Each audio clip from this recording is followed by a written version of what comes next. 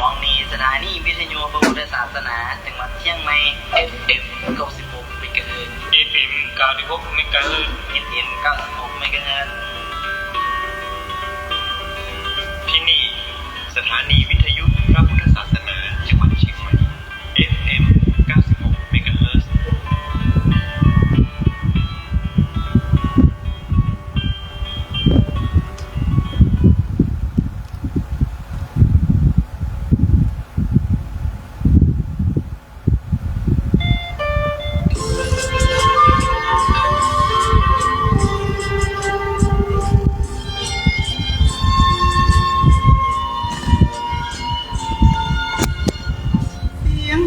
เสียงทองกึกก้องเสียงของระฆัง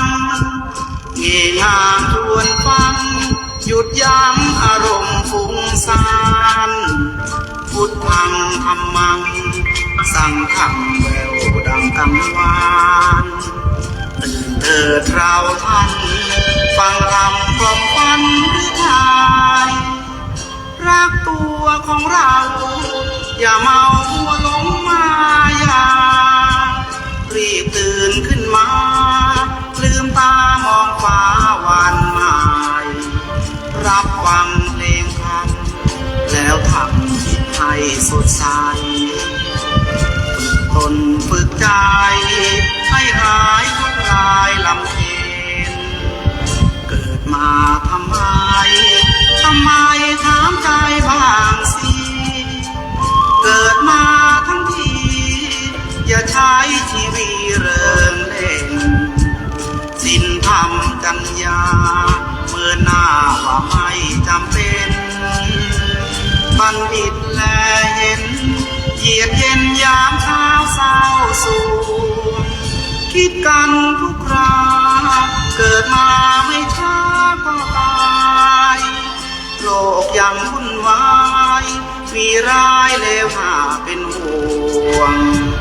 แล้วเราเป็นคนยังวุ่นวายไปตามดวง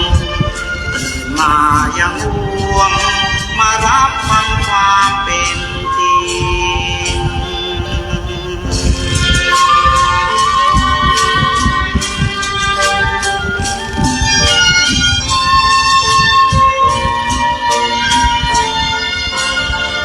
คิดกันทุกครา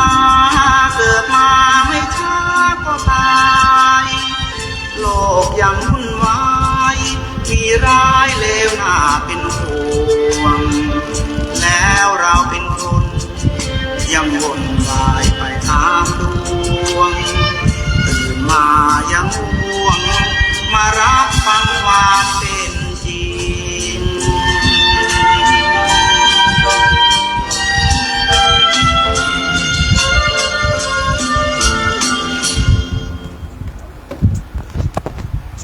ธรรมะดั่งดวงใจใสสว่างที่ส่องทาง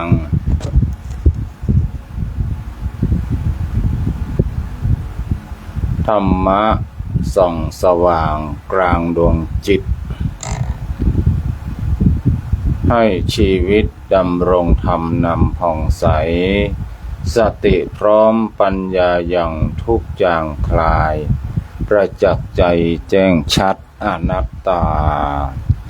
ขอนอบน้อมแด่คุณพระรัตนตรัย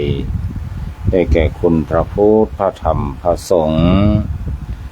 ขอกราบไหว้บูชาบุญญาบารมีพระมหาเถรานุเถระเจ้าคณะพระสังฆาธิการกู้ตนกู้องค์ขอเจริญสุขเจริญพรพ่อแม่ศรัทธาท่านสาธุชนพุทธบริษัททั้งหลายที่เปิดเครื่องรับฟังทางคลื่นสถานีวิทยุ 96.00 เมกะเฮิรตซ์วิทยุเพื่อพระพุทธศาสนาและจริยธรรมจังหวัดเชียงใหม่ของคณะสงฆ์จังหวัดเชียงใหม่จังหวัดที่มีพระพุทธศาสนาเป็นศาสนาประจำจังหวัดรายการอู้จาภาษาธรรมกับเมืองล้านนาหรือว่ารายการเสียงธรรมเสียงทองได้ กลับมามาพบกับพ่อแม่ศรัทธาท่านสาธุชนพุทธบริษัททั้งหลายดังเช่นเคยคือสัปดาห์หนึ่งเขาก็พบกัน3 วันด้วยกันคือ3 ชั่วโมงวันละ1 ชั่วโมงคือวันจันทร์วันอังคารและก็วันพุธจันทร์อังคารก็เริ่มตั้งแต่บ่ายโมงเป็นต้นไปส่วนวันพุธนั้นก็เริ่มตั้งแต่บ่าย3 โมงเป็นต้นไปพบกันวันนี้ก็ตรงกับวันจันทร์ที่29นะวันจันทร์ที่ฮัลโหลโอ้ยังมาดังฮัลโหล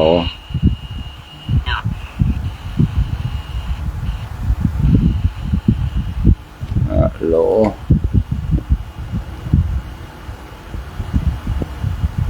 แต่มันขาดอีกแล้ว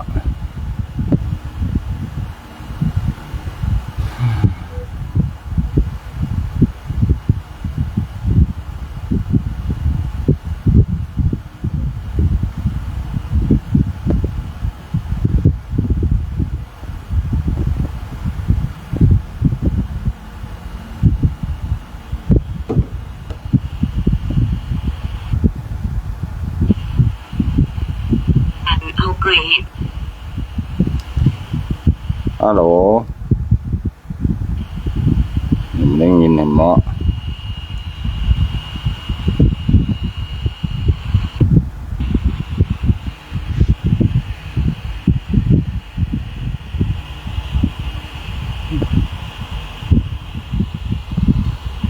ฮัลโหล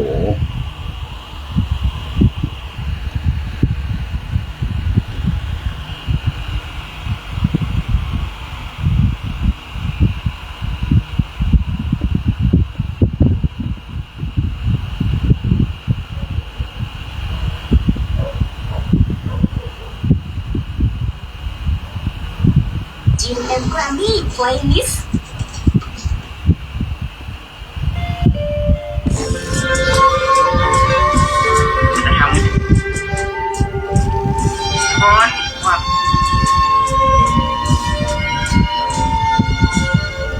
เสียงธรรมเสียงทองคือกองเสียงของระฆังเฮฮาชวนฟังหยุดยั้งอารมณ์ฟุ้งซ่านพุทธังธัมมังสังฆังแววดังกังวานเถิดเราดังมาแวบเดียว ดับปิ้งเนี่ยจมทั้งหลายเป็นอุปสรรคปัญหาที่แก้ไขยังบันไดเตือนญาติโยมสาธุชนพุทธบริษัททั้งหลายรายการโอจาภาษาธรรมกำเมืองล้านนาหรือว่ารายการเสียงธรรมเสียงทองอาตมาภาพพระครูเมธีสุตากรหรือพระมหาสมบัติชวนะเมธีเจ้าวาดวัดผาบองมังคารารามนามมงคลในเขตกำแพงเมืองจันทร์ในติดกับวัดพระสิงห์หลวงนำรายการพบญาติโยมสาธุชนพุทธบริษัททั้งหลายในวันจันทร์วันอังคารและก็วันพุธวันจันทร์วันอังคารก็ปากันตั้งแต่บ่ายโมงจนถึงบ่าย2 โมงส่วนวันพุธนั้นก็พบกันตั้งแต่บ่าย3 โมงถึงบ่าย4 โมงระยะหลังนี่ก็รู้สึกว่าสัญญาณมันจะขาดหายไปที่มาติดต่อกันญาติโยมก็จมมันอาจจะเกิดจากอินเทอร์เน็ตอาตมาภาพก็ได้นะขนาดว่าเสียบสายแลนโดยตรงเข้ามานะก็สังเกตมันว่ามันบอกว่าเนี่ยนี่หรือว่าการเชื่อมต่อช้าก็บอกว่าไม่มีปัญหาจะได้เนาะแก้ปัญหานี้ก็จัดยากเหมือนกันนะญาติโยมสาธุชนพุทธบริษัททั้งหลายพบกันวันนี้ก็อย่างเช่นเคยอาตมาภาพก็จะได้นำสิ่งที่ดีมีประโยชน์มาฝากกับญาติโยมสาธุชนพุทธบริษัททั้งหลายซึ่งรายการของอาตมาภาพนั้นก็เป็นช่วงๆไปโดยเฉพาะอย่างช่วงแรกนี้ก็จะเป็นช่วงของพุทธศาสนาสุภาษิตนำชีวิตให้รุ่งเรืองเนาะพุทธศาสนาสุภาษิตนำชีวิตที่ให้รุ่งเรืองวันนี้ก็จะตัด อาจจะเนี่ยมีภาษิตนำภาษิตที่ว่านัตถิโลเกระโหนามะ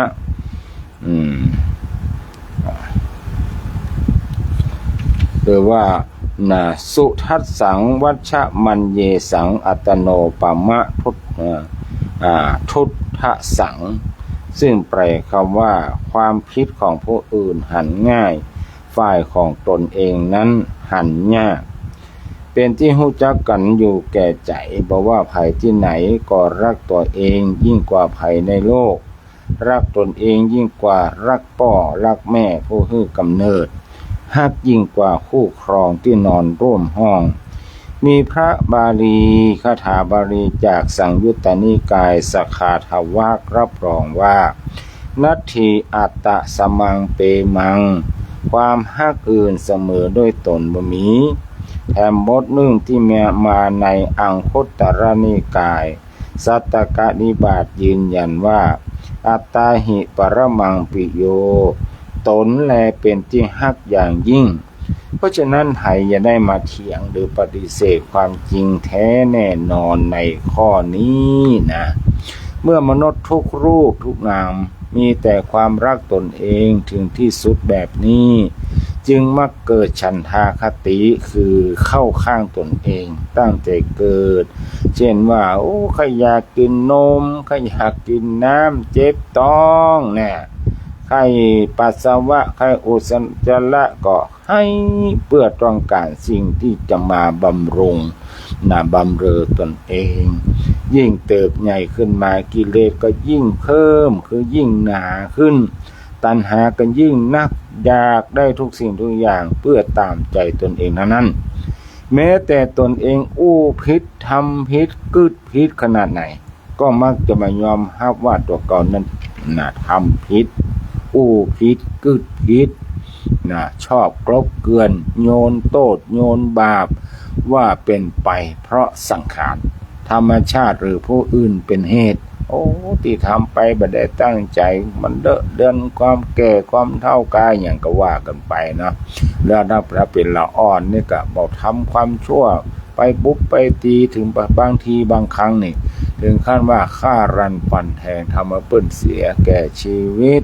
แล้วก็บอกว่าทำไปเพราะความรู้เท่าไม่ถึงการเนี่ยท่านอะไร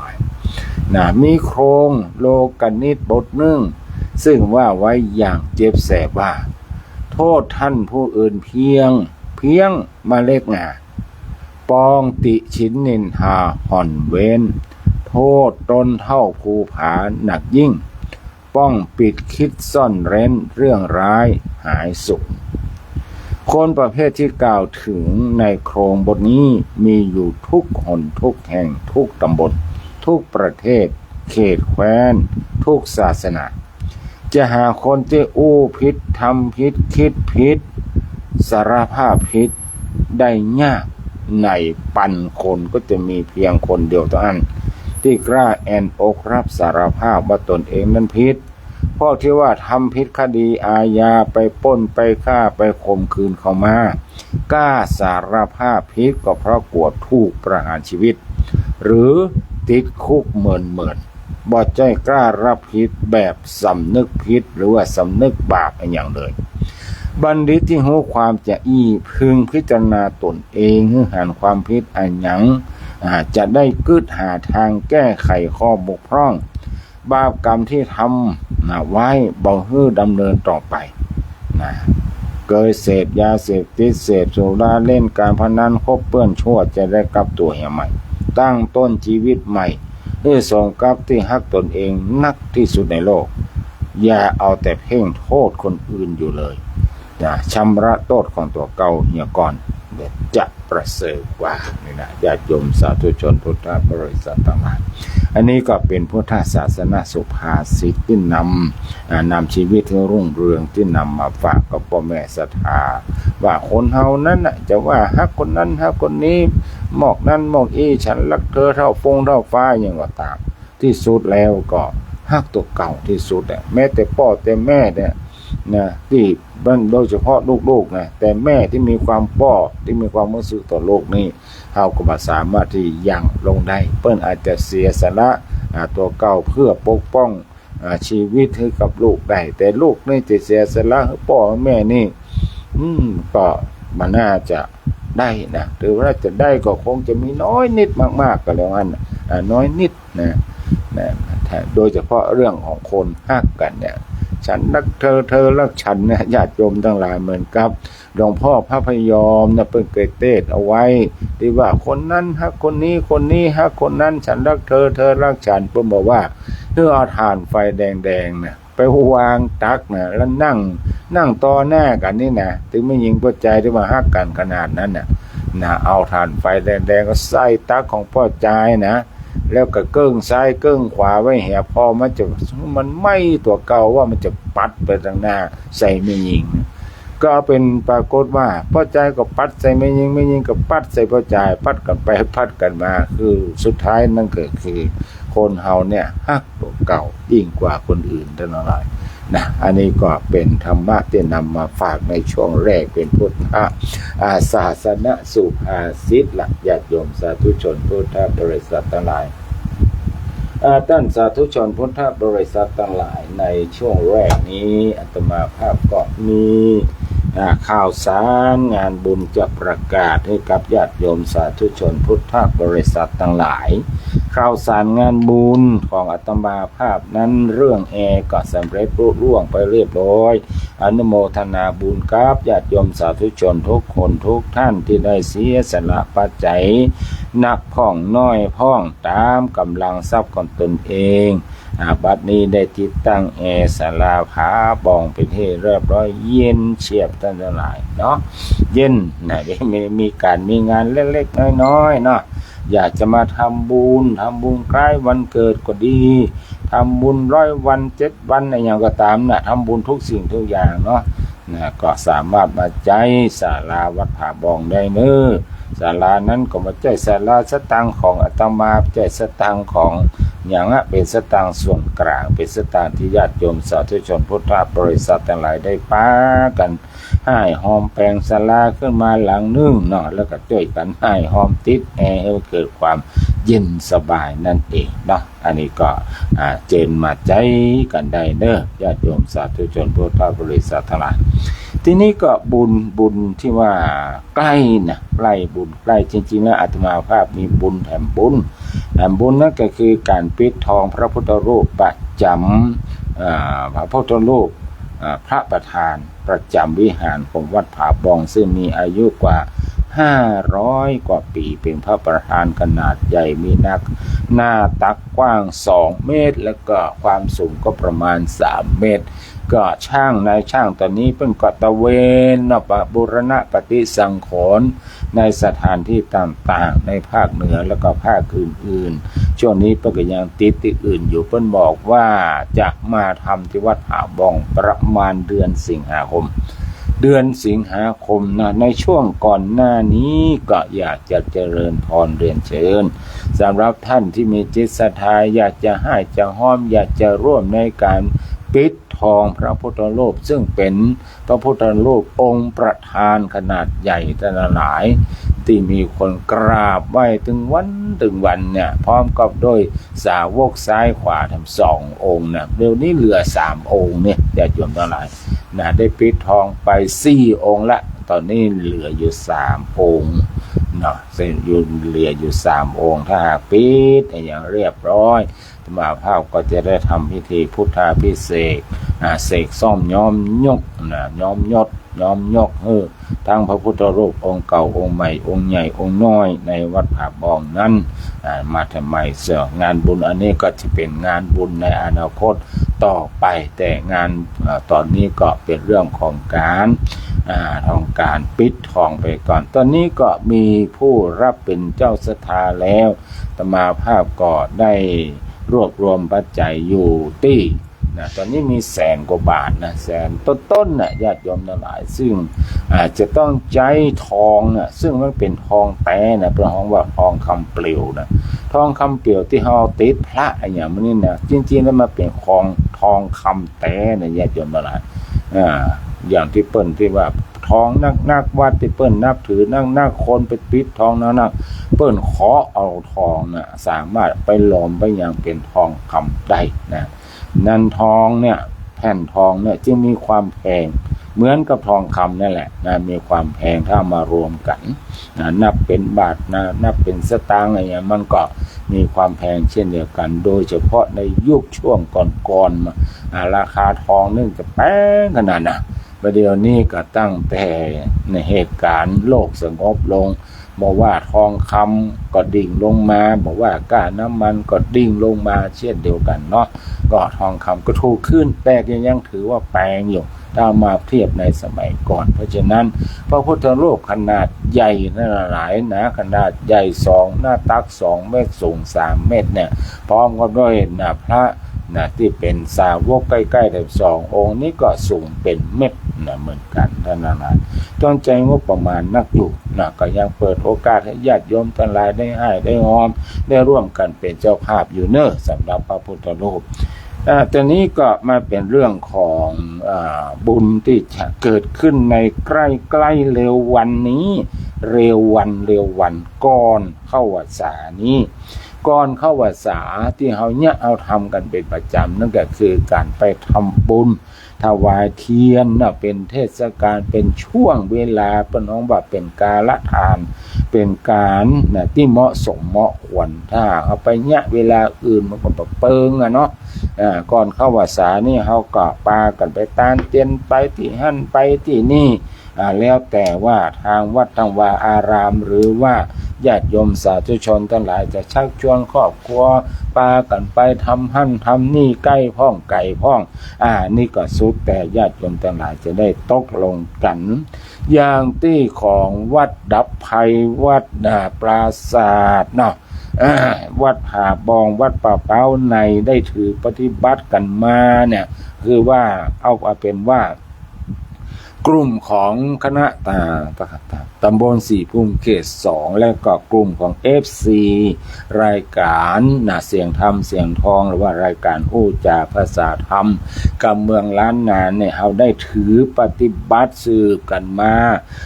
นั่นก็คือเขาก็จะร่วมกันไปถวายเตียนปีหนึ่งเขาจะไป2เตื้อใหญ่จำนวนหลายเตื้อแรกนั้นก็ก่อนเข้าพรรษาในปีนี้ก็พยายามไล่วันกันมาแล้วนะจะเอาวันนั้นก็ไปโจนกับวัดนั้นเพื่อก็จะไปศรัทธาคนนั้นก็จะไปศรัทธาที่เป็นขาประจำ FC ของเฮาเพื่อก็จะไปร่วมเพิ่นกับคนนั้นคนนี้เอาคนหนึ่งยังคนหนึ่งเอาคนหนึ่งยังคนหนึ่งนะฮักปีก็เสียดายน้องญาติโยมสาธุชนทั้งหลายคืออยากจะไปกันเป็นกลุ่มเป็นก้อนเป็นครอบครัวใหญ่เนาะเป็นครอบครัวที่มีความรักเป็นญาติธรรมที่มีความรักความผูกพันร่วมทุกข์ร่วมสุขกันไปประมาณนั้นแหละก็ไล่วันมากับก่อนว่าจะเอาวันที่25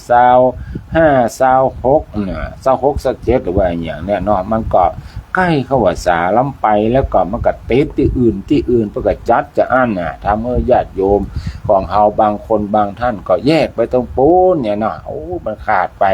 ก็อะไรหาคนนั้นอะไรหาคนนี้อยากจะทำบุญร่วมชาติตักบาตรร่วมขันไปตานเตียน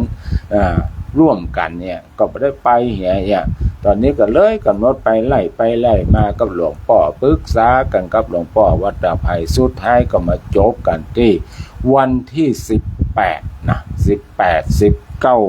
กรกฎาคมซึ่งเป็นวันเสาร์และวันติดเราก็จะไปคือการเดินทางไปครั้งนี้จะว่าไกลก็ว่าไกลจะว่าใกล้ก็ว่าใกล้คือไปตานที่เขตอำเภอเจียงของจังหวัดเจียงไฮ้นั่นแหละอำเภอเจียงของจังหวัดเจียงไฮ้จะว่าใกล้ก็ว่าใกล้นะ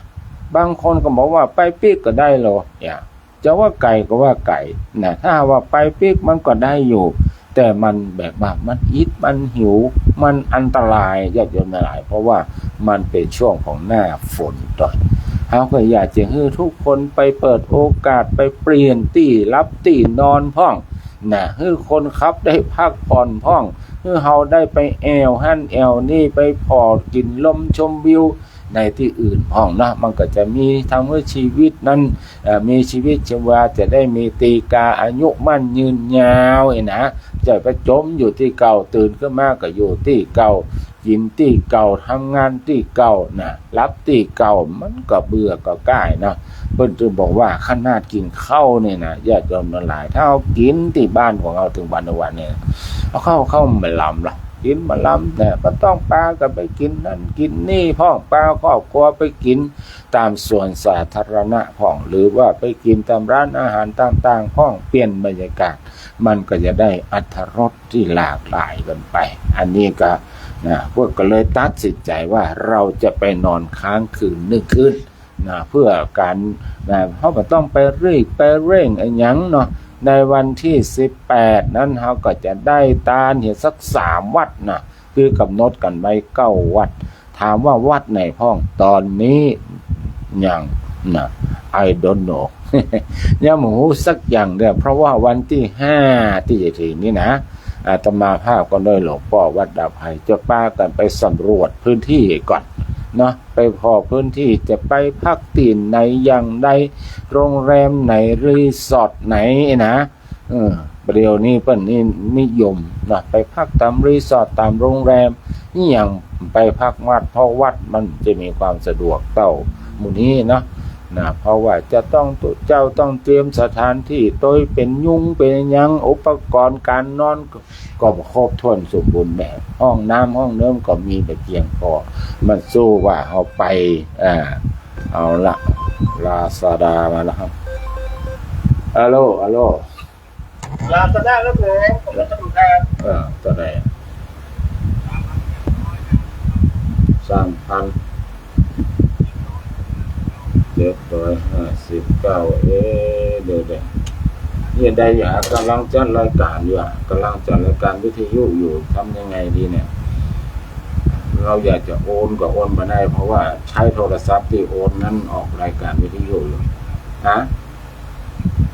เรื่องชอบอยู่ในตู้วันนั้นตัวในตู้เซฟมันเปิดมันใช้เวลาเมินนี่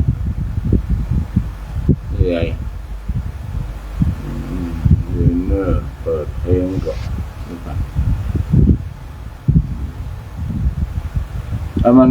มันพวกกองมาส่งบ่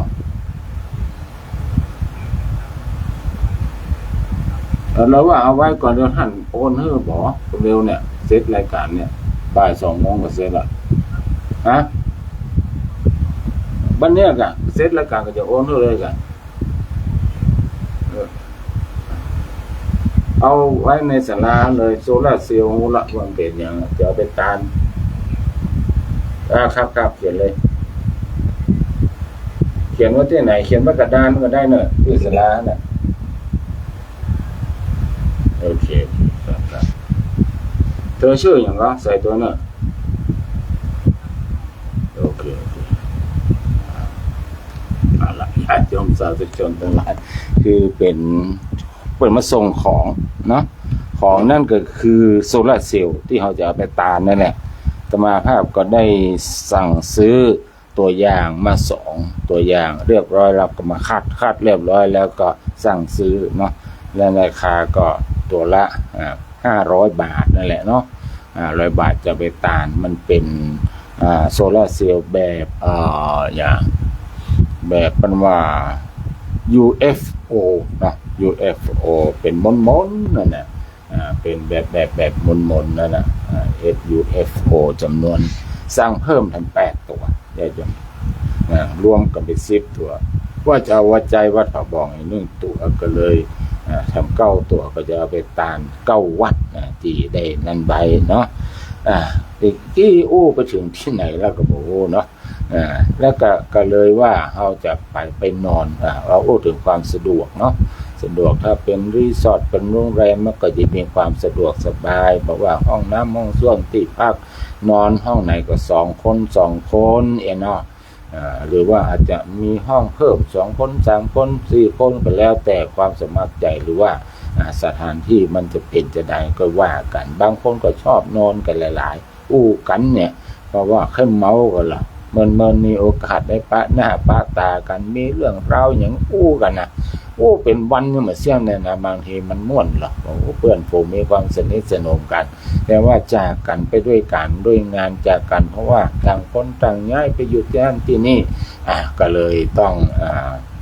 มีโอกาสได้พบกันก็เล่ากัน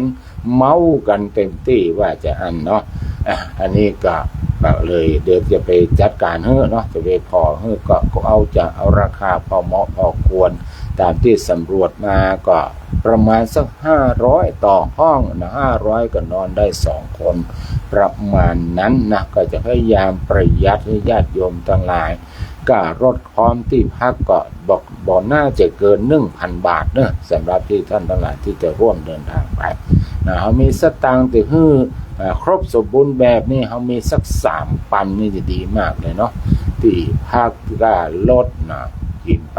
1,000 บาทก็เหลือ5 แหมนะเอาไปทำบุญสัก1,000 บาทเอาไปจับจ่ายซื้อของเพราะว่าโปรแกรมสุดท้ายนี่เราจะไปจบกันที่วันที่19ให้จะไปจบการจ่ายตลาดนะที่แม่สายอำเภอแม่สายต่อจากนั้นเขาก็ขี่รถย้อนปีกมาเนื่องจากเวลาเขามีนักเขาก็มีโอกาสอยากจะแวะวัดนั้นวัดนี้ญาติโยมจากใครแวะวัดร่องคุณใครวัดแวะวัดอย่างที่ดังๆเหมาะงามเขาก็สามารถที่จะแวะกันมาคือแบบต้องฟังต้องหีบเหมือนที่กล่าวมาแล้วเบื้องต้นนี่แหละญาติโยมสาธุชนทั้งหลายซึ่งในการไปร่วมทำบุญในครั้งนี้นั้นอาตมาภาพก็ได้เตรียมของให้ญาติโยมสาธุชนทั้งหลายได้เป็นเจ้าภาพร่วมกันนะเป็นเจ้าภาพนะเป็นเจ้าภาพใครเปิ้งใจอยากจะเป็นเจ้าภาพอย่างนี้นะเพราะว่าจะเป็นเตียนเป็นโซล่าเซลล์เป็นผ้าอาบน้ำฝนเป็นผ้าไตรเป็นยาสามัญประจำวัดเป็นสังฆทานเนี่ยท่านก็แจ้งความประสงค์จำนงมาว่าอยากจะเป็นเจ้าภาพเป็นอย่างอาตมาภาพก็จะได้พิมพ์รายชื่อของท่านเนี่ยติดสติ๊กเกอร์แล้วก็เอาไปแปะเตียนก็ดีสังฆทานก็ดีผ้าไตรก็ดีถึงเวลาเข้าไปตานในวัดนั้นก็จะมอบหมายให้ท่านนั่นแหละใครจะเป็นเจ้าภาพเตียนมาประเคนเตียนเนอใครเป็นเจ้าภาพโซล่าเซลล์ก็มาประเคนโซล่าเซลล์เนอใครเป็นเจ้าภาพผ้าอาบน้ำฝนหรือว่าอย่างก็ตามเนาะเขาก็จะได้เรียกเป็นลายไปซึ่งก็บาได้บอกว่าอย่างเช่นท่านฮับเป็นชุดนี่เนาะมีตึงเตียนมีตึงโซล่าเซลล์ผ้าอาบน้ำฝนผ้าไตรเนี่ยนะอาตมาภาพก็จะบังให้ท่านประเคนวัดเดียวทีเดียวจะกระจายเอาเตียนชื่อนี้อย่างเช่นว่านายสมบัติเนี่ยนะเตียนเล่มนี้ตาลวัดนี้โซล่าเซลล์อย่างก็ไปตาลแถววัด1 น้ำฝนก็ไปตาลลั่นแถววัด1เนี่ยมันก็จะได้กระจายบุญไปตามวัดต่างๆของแต่ละท่านไปเนาะถ้าเอาประเคนกำเดียวก็ได้จะมีอย่างเงี้ยแล้วนี่เอากระจายไปหมดแล้วมันก็จะมีความรู้สึกไปอย่างหนึ่งเนาะอันนี้ก็สำหรับท่านที่จะรับเป็นเจ้าภาพก็สำหรับเตียนนั้นอาตมาภาพได้สั่งจากร้านร่มใบบุญสังฆทานประตูเจียงใหม่มาเตียนนั้นมันเล่มละก็300 บาทญาติโยมทั้งหลายฐานที่ตั้งหรือว่ามันเป็นเล็กราคาอยู่ที่90 บาทมันก็อยู่ที่390 บาทเพราะฉะนั้นเพื่อเกิดความสวยงามอาตมาภาพก็เลยปัดมันเป็น400ไปเนาะมันแถม10 บาทก็ได้เนาะก็เตียน400 บาทส่วนโซล่าเซลล์นั้นก็อยู่แล้วนะก็500 บาทแล้วก็ผ้าไตรเนาะก็500 บาทแล้วก็ยาสามัญประจำวัดเอาไว้วัดวาอารามต่างๆเวลาเจ็บเป็นเย็นอุ่นพระภิกษุสงฆ์สามเณรมาค่ำเมื่อคืนไปโรงพยาบาลเสาหาคนครับก็ยากอย่างนะฝนก็มาตกอย่างนี้ก็สามารถได้หยิบมาใช้มาดูแลร่างกายตัวเก่าได้อันนี้อาตมาภาพจะไปซื้อแบบใหม่ๆเลยนะสิงหราชเทศาสตร์ปั้นจัดคือทุกๆปีก็จะทำจ้าแหละ เป็นจัดยาที่สำคัญยาโรคกระเพาะยาแก้ลุต้องยาแก้เจ็บหัวเป็นไข้เหล่านี้เป็นต้น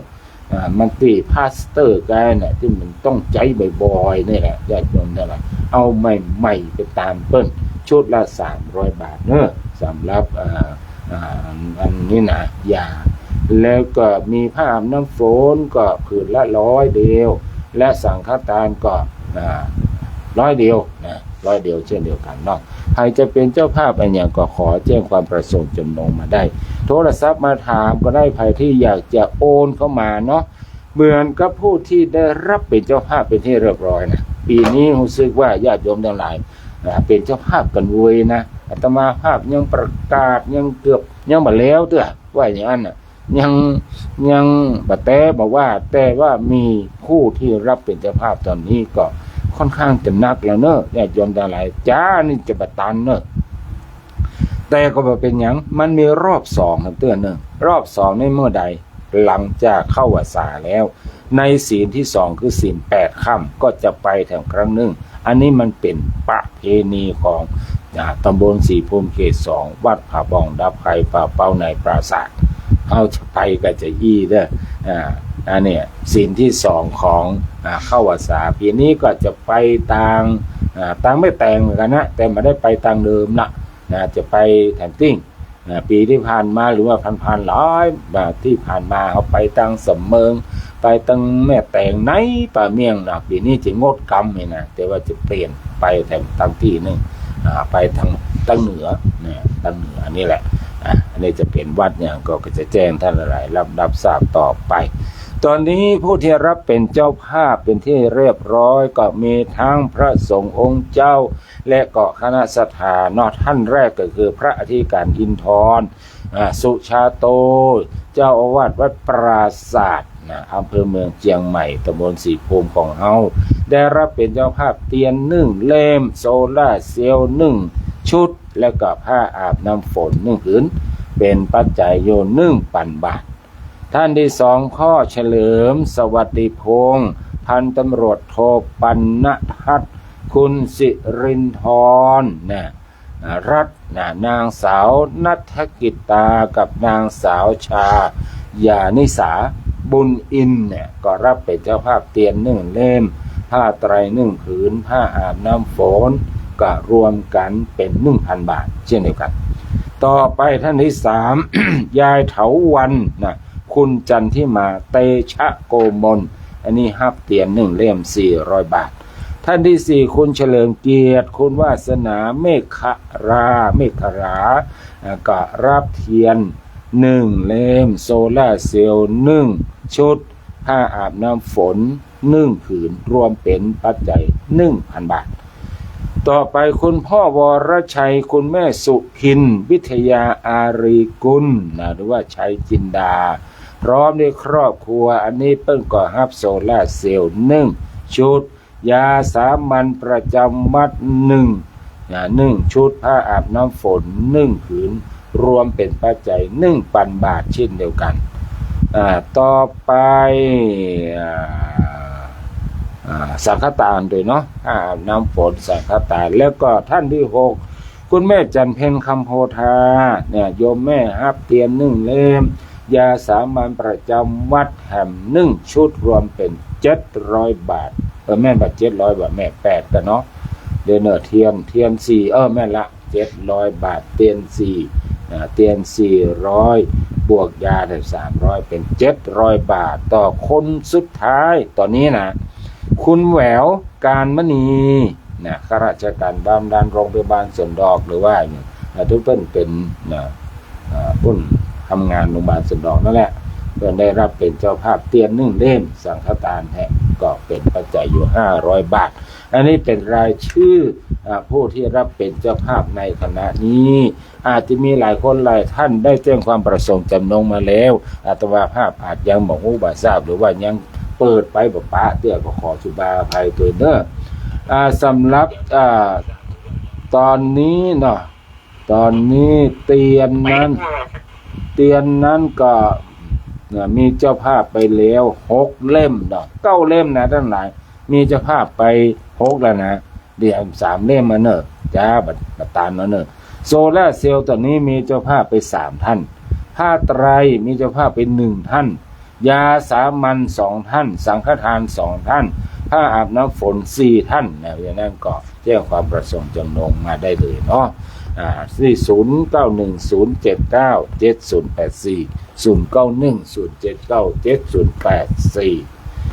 0910797084 วันนี้แม่โยมแม่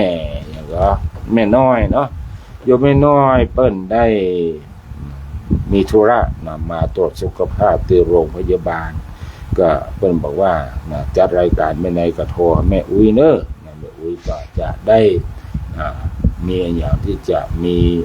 อย่างจะมามาเอ่ยกับญาติโยมทั้งหลายก็เดี๋ยวอาตมาภาพก็ลองโทรไปหาเปิ้นก่อนเนอะแม่น้อยเนาะ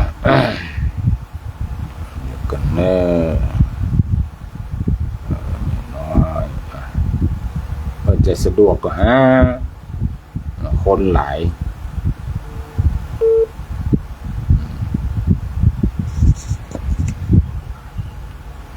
ฮัลโหล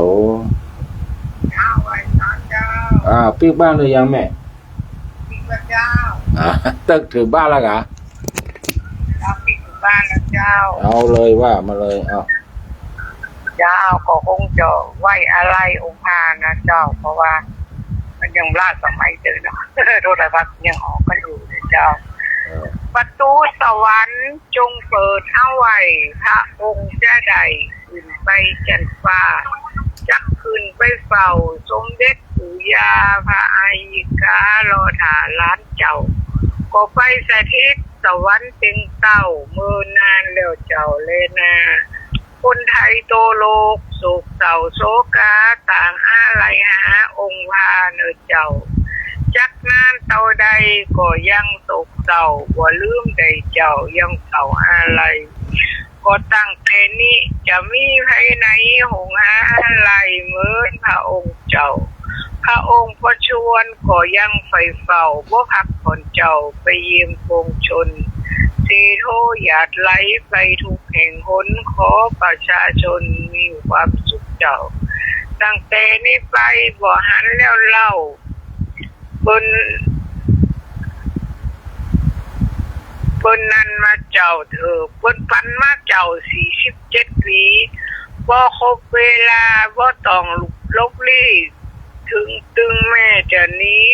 ก็ตึงบ่พ้นคนเฮามนุษย์ในโลกสากลเกิดมาเป็นคนบนพื้นโลกลาเฮามีความตายเป็นธรรมดาบ่มีใครมาลงปนแล้วแต่กรรมเวรจักนำสัมสนไผบ่หลีกพ้นสักลายรวยบ่ไหวแล้วบ่แค้วรอดตายบ่เว้นเนินนายตายหมดเนาะเจ้ามีเงินหมื่นล้านตายเป็นขี้กายเป็นขี้เฒ่าเหมือนกันหมดเจ้าเนินนายเป็นพยาบาลหรือเป็นหมอใหญ่ตัวหลอดตายใดเลนนาแม่องค์พุทธะตนตัดสยายังมรณาดับขันจนใดเฮาผู้ทุชนมนุษย์ลุงไต่นับประสาได้หลีกพ้นนึกถึงความตายวันละหลายหนนี้จึงบอกพ้นสักลายมนุษย์และสัตว์เกิดมาต้องตายเพราะว่ายิงชายตายเกิดเนื้อเจ้าเกิดมาใจกรรมใหม่กรรมเก่าตายเป็นขี้เฒ่าผู้คนมีข้าวมีของเงินทองมากล้นบ่หอบดันดนโดยไปว่าเดียวท้องเพลงบาท60,000ปลายก็สุดวิสัยละไว้ที่บาทมีบุญกับบาปของกินของตานจักหาปลาปานโดยไปกันกรรมมาตึงจักขอกะไหวน้ำตาปังไหลอาบย่อยบ่สมบังดังใจแต่น้อยเพราะกรรมจ่องหอยโดยตันมนุษย์ลุมฟ้าโตห้องสถานมัจจุราชมานบ่เว้นหลีกไว้แม่แต่เสือมียังนี้บ่ได้จ้างมางูควายก็แล้วเป็ดไก่หมูม้าบ่ค้าขาดแขวก็บ่อยู่ได้เหมือนกันท้องยังหนุ่มเนาบ่ได้เดินปันเพราะกรรมมาตันเจ้า ก็ต้องกดตายยิงใจหนุ่มเฒ่าทำดีไว้เจ้าถึงวันละชั่วทำดีได้ขึ้นสวรรค์ตราบชั่วชีนิรันดร์บนสวรรค์เจ้า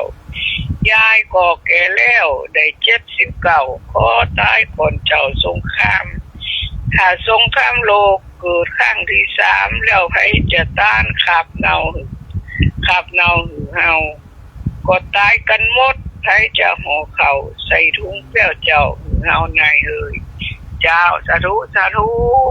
จ้าไว้สาธุเรียบไปเนาะโยมแม่บอกว่าตายตายแน่หนุ่มสาวเท่าแก่ตายแน่ทั้งนั้นถึงมีเหลือล้นถึงจนเหลือหลายจุดจบพบตายทุกรายเหมือนกันบ่สามารถได้ผ่านพ้นไปได้ทุกคนอ่ะหนุ่มก็มีเท่าก็มีกลางคนก็มีละอ่อนก็มีตายตึงวันญาติโยมสาธุชนผู้ชอบบริษัททั้งหลายอันนี้ก็เป็นแม่น้อยตลาดนัดบ้านดอนไปก็ได้รับเป็นเจ้าภาพทำเมืองด้วยนะตอนนี้ร้านพินโยอำเภอจังหวัดลำพูนกำลังส่งอาตมาภาพเรื่องอย่างประมาณว่าบางกรเขาค้ำหรืออย่างประมาณนี้แหละอาตมาภาพก็ลืมไปละเนี่ยก็จะเอาไว้เทศเนาะที่วัดเฮาเนี่ยเว้นในช่วงของกลางวาษาเนี่ยเนื่องจากศรัทธาเฮามาหลายก็เลยมีวิธีแต่เฉพาะช่วงเจ้าตอนเลยเนาะเอาก็มีไหว้พระสวดมนต์รับศีลและก็เจริญพระพุทธมนต์สวดพระหงส์เพื่อความเป็นสิริมงคลต่อจากนั้นก็เปลี่ยนเวรพระเนนในวัดให้เทศเป็นปาฐกถาธรรมกำปากนะโดยย่อ5 นาที10 นาทีนี่แหละญาติโยมทั้งหลายเป็นการฝึกฝนพระภิกษุสามเณรนะโดยบอกว่าสามเณรว่าตัวเจ้าก็เปลี่ยนกันเป็นศีลไปโดยไม่ได้ใจทำเมืองเหมือนอำเภอรอบนอกเนี่ยคนเท่าเป็นหลายเพื่อจะไปฟังทำกันม้วนนะญาติโยมทั้งหลายตามวัดวาอารามต่างๆนะไปนั่งนุ่งขาวห่มขาวป้ากันตะติ้วซาดอกซ่าอย่างไปเนี่ยไปฟังทำกันเริ่มตั้งแต่บ่ายโมงพ่องบ่าย2พ่องไปดีม่วนดีงันเนอะในช่วงของเข้าวสาเนี่ยก็จะได้ไปไปจาได้ไป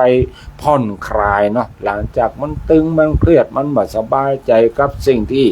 มากระทบทางหูทางตาทางหูดังทางใจก็ตามที่เขาอยู่บ้านของเขาเนี่ยไปพอนั่นพอนี่ทำให้บ่ม่วนใจเขาก็ไปวัดไปวาเนาะไปหันพระพุทธไปหันตุเจ้าไปฟังธรรมมันเกิดความสบายใจหลวงตาหน่อยบางทีเขาบอกม่วนใจมาสบายใจเนี่ยแค่เขาเข้าไปในวัดเข้าไปในวัดเหลวหันใส่พระเจ้าไปหันใจพระเจ้าเนาะตั้งเด่นอย่างเช่นว่าญาติโยมนั้นหลายคนหลายท่านมาตังวัดผาบองนี่นะท่านเหลวเข้ามาตามปากประตูวัดหันก็ใส่พระเจ้าองค์ใหญ่หลวงพ่อใหญ่ชัยมงคลอุดมโชคท่านอาจจะกำลังเครียดกำลังมิ่งกำลังโกรธกำลังหรือว่ามีอารมณ์ที่บดีเมื่อหันพระพุทธแล้วเกิดถึงว่าตอนนี้เฮาเนี่ยจิตใจของเฮาบดีแล้วนะเฮาก็จะได้มีสติเนาะจะได้กลับมาแล้วลึกนึกถึงสิ่งที่ดีงามต่อไปอันนี้ก็เป็นอานิสงส์เช่นเดียวกันญาติโยมสาธุชนทั้งหลายอนุโมทนากับโยมจันเพ็ญคำโพธาเนอร์ที่พอทางรายการอยู่แล้วก็โยมปะพิญญาต้นติสาเนาะอันนี้ก็ฟังอะไรดูแล้วก็ฟังรายการแล้วก็แม่สมอังคณาเนาะกำลังพอแล้วก็ท่านทั้งหลายก็ฟังมาแบบผ่านห้องพอแบบผ่านหรือว่าแต่ว่าท่านที่ฟังทางสถานีวิทยุก็ฟังกันเรื่อยๆเอาจนจบกันแล้วกันเนาะญาติโยมสาธุชนพุทธบริษัททั้งหลายท่านสาธุชนพุทธบริษัททั้งหลายวันนี้ในส่วนของธรรมะเนี่ยจะตันหมดใดหมดเนอเหลือประมาณสัก10 นาทีอาตมาภาพก็จะพูดเรื่องภพภูมิของสัตว์นะภพภูมิของสัตว์นะความเปลี่ยนแปลงของชีวิตพระพุทธเจ้าทรงแสดงไว้ว่าในสากลจักรวาลนี้มีหลายภูมิเช่นในฝ่ายทุคติคือที่ไปแบบบดีทุแปลว่าชั่วแปลว่ายากมีนรกเปรตอสุรกายดิรัจฉาน ในฝ่ายสุคติมีมนุษย์เทวดาสวรรค์และพรหมโลกมนุษย์ผู้ตายไปแล้วอาจจะไปเกิดในภพภูมิเหล่านี้ภพใดภพหนึ่งก็ได้อาจจะไปเกิดในกำเนิดดิรัจฉานก็ได้ตามคุณภาพของชีวิตถ้าเขามีคุณภาพชีวิตที่ต่ำเขาจะถูกดึงดูดไปเกิดในที่ต่ำถ้าพอพฤติกรรมและคุณภาพจิตของมนุษย์เขาจะหันได้ทันทีว่า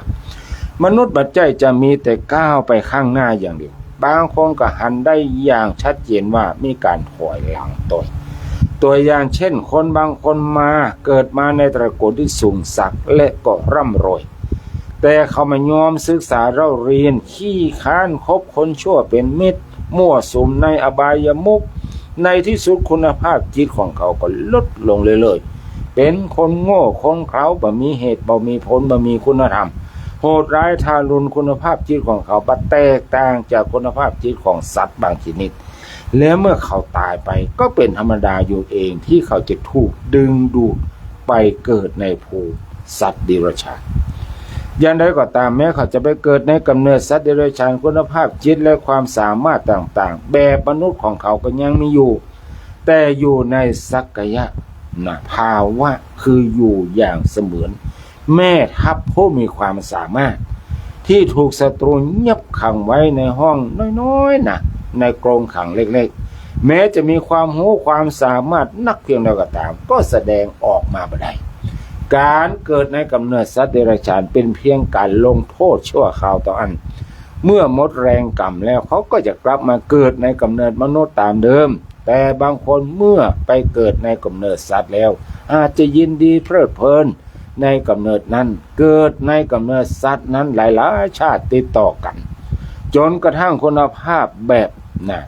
มนุษย์นั้นสูญหายไปหมดนั่นแหละเขามาสังเกตสัตว์เลี้ยงของเอาบางคนบางตัวอย่างหมาก็อย่างเงี้ยมันพอไปพอมามันเหมือนกับมันจะหัวนั่นแหละเอาอู้อย่างมันเหมือนจะหัวแต่มันก็ไม่สามารถที่จะแสดงความสามารถได้เท่ากับมนุษย์เนี่ยเพิ่นบอกว่าในชาติก่อนมันอาจจะเป็นมนุษย์ของเราเนี่ยแหละแล้วก็ตายไปอย่างสุนัขบางตัวบางเนี่ยตัวเจ้าเอาไปเลี้ยงเนาะจ้อยเหลือตัวเจ้ากาบเป็นโตกาบอะไรอย่างจ้อยไปหรือว่าสุนัขบางตัวไปจ่ายตลาดได้ที่เอาอาหารในคลิปในอย่างเนี่ยคือมันฉลาดบางทีลวกเดือคนบางคนอย่างเงี้ยเพราะว่ามันมีไอ้อย่างสักอย่างหนึ่งอยู่ในฮั่นเนี่ยแหละท่านนะอันนี้แปลว่าเกิดเป็นสัตว์เดรัจฉานชั่วคราวแต่ชาติหนึ่งก็สามารถที่จะเกิดมาเป็นมนุษย์ได้ถึงแม้จะมีความรู้ความสามารถมากใดก็ตามในการที่เกิดเป็นสัตว์เนี่ยจะลกจะยังก็ตามแต่ก็สามารถแสดงออกได้อย่างเต็มร้อยเหมือนกับทหารกล้าหรือว่าผู้นำทัพผู้มีความเก่งกาจมีความสามารถแต่ว่าถูกคุมขังเขาเนี่ยไปใส่กรงขังเอาไว้ในกรงขังน้อยๆเนี่ยก็ไม่สามารถที่จะใช้ศักยภาพของตัวเก่าไปบัญชาการรบอย่างได้เลยเนี่ยอันนี้เปรียบเทียบเป็นอย่างนี้แหละญาติโยมสาธุชนทั้งหลายสำหรับคนจะถ้าบ่สามารถจะทราบได้ว่าแหมเมินต่อในเขาจริงจะกลับมาเกิดเป็นมนุษย์แทนเพราะฉะนั้นพระพุทธเจ้าจึงตรัสไว้ว่ากิจโถมนุสสะปฏิลาโภการกลับมาได้เกิดเป็นมนุษย์นั้นเป็นของยากยิ่งการยอมรับว่ามนุษย์อาจรับไปเกิดในกำเนิดสัตว์เดรัจฉานได้ยอมรับสภาพความเป็นจริงว่ามนุษย์อาจก้าวหน้าหรือถอยหลังก็ได้ตามสิ่งแวดล้อมเจตนาและการกระทำของเขาเองไม่ใช่ว่าจะก้าวหน้าไปเรื่อยๆโดยอัตโนมัติถ้าจะอันมนุษย์ก็ต้องง่ายอย่างดีไม่ต้องทำความดีอย่างเพราะอยู่เฉยๆชีวิตก็ก้าวขึ้นสูงขึ้นเรื่อยๆจนถึงทิพย์พยภาวะในที่สุดเลยอันนี้ก็คือภพภูมิของมนุษย์ท่านสาธุชนพุทธบริษัททั้งหลายทุกคนเนี่ยมีดีผู้ที่เคยฟังเคยอ่านเรื่องพุทธประวัติคงจะเคยผ่านชื่อของนายแพทย์ประจำองค์สมเด็จพระสัมมาสัมพุทธเจ้านายแพทย์ที่เป็นนายแพทย์ประจำของพระสัมมาสัมพุทธเจ้านั้นคือไผ่ญาติโยมแม่จันเพญโหก นะคุณปพิญญาหูก่อคุณอนุชิตว่าใดหูก่อนะวัดน้ำตกแม่สาว่าใดท่านอาจารย์ท่านพระครูอันนี้ไปถามท่านพระครูเอาเป้าว่าขายสวนหาเรื่องเจ็บตัวลุงนี่เนาะก็แซวท่านพระครูได้เนาะเปิ้นชมรายการนะคือเปิ้นพอตาม Facebook อยู่ในเวลานี้เนาะสำหรับหมอประจำตัวของพระสัมมาสัมพุทธเจ้านะนั่นก็คือหมอชีวกโกมารพัฒน์ท่านผู้นี้ได้รับยกย่องว่าเป็นแพทย์ที่มีความรู้ที่ยอดเยี่ยมและชำนาญในการรักษาโรคทุกอย่างของคนเป็นอย่างดีเลิศจนได้ถวายตัวเป็นนายแพทย์ประจำพระพุทธองค์หมอชีวกโกมารพัฒน์ไปศึกษาวิชาแพทย์กับอาจารย์ทิสาปาโมกข์ได้เรียนเรื่องสรรพคุณของยามาอย่างละเอียดกระทั่งเข้าใจว่าต้นไม้ทุกชนิดล้วนมีสรรพคุณใจเป็นยาได้ทั้งสิ้นบ่มีต้นไม้ใดเลยที่ใจเป็นยาบ่ได้ถ้าเอามากึดง่ายๆมันก็แต่นะเอากึดง่ายๆเนี่ยต้นไม้ต้นหนึ่งหรือว่าหลายๆต้นเนี่ยบอกว่าอันนี้มันเป็นยามันก็แม่นเพราะเปิ้นก็มาได้บอกแล้วว่ายาดีกับยาบ่ดียาปิดก็ว่าปิดเนาะมันก็เป็นยาก็ถูกต้องแล้วเนี่ยนี่แบบง่ายๆนะแต่หมอเปิ้นกึดเป็นอย่างเปิ้นกึดดีกว่านี้นะแนวกึดแบบปัญญาของเราความชำนาญในเรื่องสรรพคุณยาหมอชีวกโกมารพัฒน์จึงได้รับการยกย่องเป็นแพทย์ที่มีความรู้อย่างยอดเยี่ยมที่สุดในยุคนั้นจากประวัติของหมอชีวกตอนนั้นทำให้เราได้แง่คิดว่าคนเรานี้จะพออันอย่างในแง่หนึ่งก็เปรียบเหมือนต้นไม้เพราะมีความดีซ่อนอยู่ในตัวต่างกันไปต้นไม้นะบางชนิดรากเป็นยาแต่บางตัวกระจายแก่นเปลือกพ่องหน่วยมันพ่องหรือใบมันพ่องเป็นเครื่องยาคนก็เช่นกันไม่ดีเหมือนกันบางคนดีต่างกรรมบางคนดีต่างการกระทำบางคนดีที่ความซื่อสัตย์กล้าหาญกตัญญูอดทนสงบเสงี่ยมเป็นต้นผู้ที่ต้องประคองคนหรือมีการงานเกี่ยวข้องกับคนทั่วไปต้องทำตัวคล้ายแพทย์คือรู้จักความดีของคนว่าคนเนี้ยมีกล้าอยู่ที่ไหนหรือมีความดีอย่างไรแล้วเลือกใจผู้นั้นให้ถูกต้องมองตรงแต่ดีของเขาเสมือนแพทย์ผู้จักเลือกประโยชน์จากต้นไม้มาทำยาฉะนั้นคนมีดีบ่เหมือนกันและต่างคนก็ต่างดีไปคนละอย่างเพราะฉะนั้นการรู้จักพอคนหันแง่ดีของเขาแล้วจัดงานให้เขาทำถูกกับอัธยาศัยและความสามารถของเขาก็จะเป็นประโยชน์อย่างยิ่งแก่ผู้เกี่ยวข้องกับการทำงานทั่วไปโดยเฉพาะอย่างยิ่งผู้มีหน้าที่ในการบริหารจะเป็นประโยชน์อย่างมากทีเดียวทั้งหลายเอาละเวลาหมดเวลาแล้วอนุโมทนาบุญกับญาติโยมสาธุชนพุทธบริษัทหลายครูบาอาจารย์หลายที่ได้พอได้ชมได้ฟังทางคลื่นสถานีวิทยุในรายการเสียงธรรมเสียงทองของกับผมอาตมาภาพพระครูเมธีสุดากรเจ้าวาดวัดผาบ้องเป็นเมืองเจียงใหม่ในวันนี้ตอนนี้หมดเวลาหมดนำรายการจากท่านผู้ชมผู้ฟังไปก่อนก็ป้ากันวันพรุ่งนี้เวลาเดียวกันวันนี้เจริญพร